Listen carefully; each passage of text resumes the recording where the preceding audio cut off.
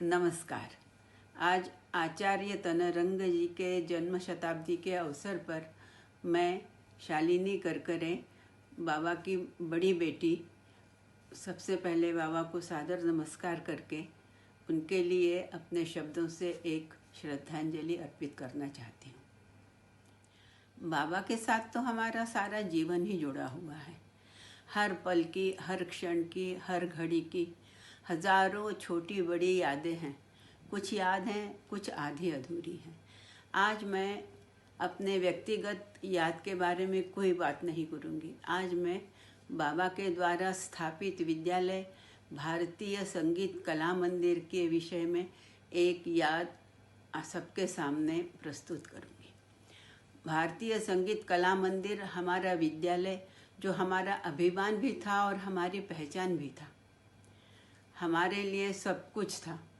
और एक दिन हमारे विद्यालय में प्रसिद्ध अभिनेता श्री पृथ्वीराज जी कपूर पधारे। बात तो उस समय की है जब पृथ्वीराज कपूर क्या, हम किसी भी फिल्म अभिनेता का न नाम न काम कुछ भी नहीं जानते थे। लेकिन वो पधारे थे और हमारे विद्यालय में बड़ी हलचल मची हुई थी। हुआ ये कि मैं 8-9 वर्ष की रही होंगी और शाम का समय था, लगभग 5 बज रहे होंगे। हमारा विद्यालय में क्लास चल रहा था। हमारे विद्यालय में 3 बड़ी बड़ी खिड़कियां थी। खिड़कियां क्या, छोटे दरवाजे ही समझिए। एक पूरा व्यक्ति आराम से निकलकर नीचे कूद सकता था। जो छोटे लोग थे, विद्यार्थी, उनका जब क्लास हो जाता था तो वो खिड़की के पास बैठकर खिड़की से नीचे झांका करते थे। तो उस दिन एक लड़की खिड़की के पास बैठकर खिड़की से नीचे झांक रही थी कि अचानक आश्चर्य से बोली, मास्टर। उन दिनों सारी मराठी लड़कियां बाबा को मास्टर ही बुलाती थी। मास्टर, हमारे ग्राउंड पर 2-2 मोटर गाड़ियां आई हैं। बाबा उससे भी ज़्यादा आश्चर्य से बोले, क्या मोटर गाड़ियाँ? तब तक बाहर प्रैक्टिस करने वाला विद्यार्थी अंदर आया और बोला, माँ साहब। हाँ, उन दिनों बाबा के लिए यही संबोधन हुआ करता था। माँ साहब, पृथ्वीराज कपूर जी आए हैं। अब तो भूचाल जैसी हलचल हमारे विद्यालय में मच गई। बाबा ने उस विद्यार्थी को पैसे दिए और कुछ बताया। मैं जल्दी से दौड़ के नीचे आई और आई को चाय बनाने के लिए कह के गई।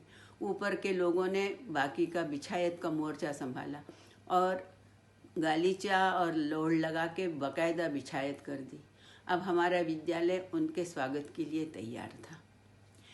एक लंबे चौड़े दर्शनीय व्यक्ति एक गोल मटोल बच्चे के साथ अंदर प्रविष्ट हुए। थोड़ी देर के बाद बाबा ने हम सबका उनसे परिचय करवाया। उन्होंने भी अपना परिचय दिया। मैं पृथ्वीराज कपूर और ये राज का बेटा। अब ये राज कौन, यहाँ से तो शुरुआत थी। कोई भी नहीं जानता था कि ये राज कौन है। लेकिन चलो, फिर बाबा की और उनकी बातें होने लगी और हम लोग आराम से बैठे रहे। थोड़ी देर के बाद गाने का कार्यक्रम शुरू हुआ।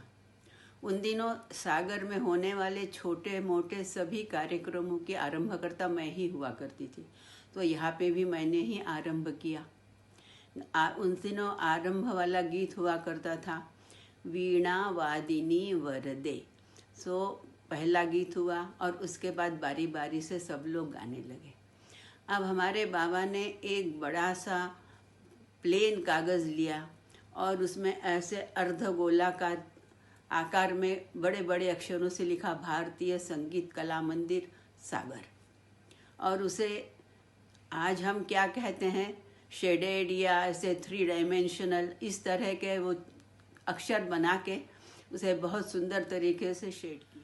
फिर बाबा ने सा रे ग म प ध नी, इन सप्त सुरों के शब्दों से शुरू होने वाले 7 सुंदर प्रशस्तिपूर्ण वाक्य लिखे और सा रे ग म प ध नी इसको बहुत अच्छी तरह से हाईलाइट किया कि दूर से भी देखने से स्पष्ट रूप से दिखाई पड़ रहा था, सा रे ग म प ध नी। और फिर उसे बहुत ही आर्टिस्टिक ढंग से सजाया। अरे बाबा का अक्षर तो बहुतों ने देखा है, बहुत सुंदर था। बाबा ने सरस्वती जी को फूल चढ़ाए, फिर पृथ्वीराज कपूर जी को कुमकुम से तिलक करके शाल और नारियल से उनका सम्मान किया और उन्हें वो प्रशस्ति पत्र प्रदान किया। फिर चाय पानी का दौर हुआ और फिर हुई उनकी विदाई। ऊपर आकर बाबा ने हम लोगों को बताया कि पिछले हफ्ते जो हमारे विद्यालय का वार्षिक जलसा सरस्वती वाचनालय में चल रहा था, उसी समय श्री पृथ्वीराज जी कपूर सागर पधारे थे। सरस्वती वाचनालय 3 बत्ती पर एक बड़ा सा हॉल है और 3 बत्ती सागर का एक मेन तिराहा है, मेन मार्केट है। पूरे सागर के लोग उस दिन 3 बत्ती पर समुद्र की तरह उमड़ के आए हुए थे जलसे का प्रोग्राम सुनने के लिए। उस समय जलसे का आखिरी कार्यक्रम चल रहा था। बाबा के गुरुजी परम पूज्य श्री कृष्णराव शंकर पंडित जी का प्रोग्राम था और उनके साथ बाबा तानपुरा लेके वो भी गा रहे थे। तो प्रोग्राम एकदम चरम पे था और सारे लोग उसका आनंद उठा रहे थे।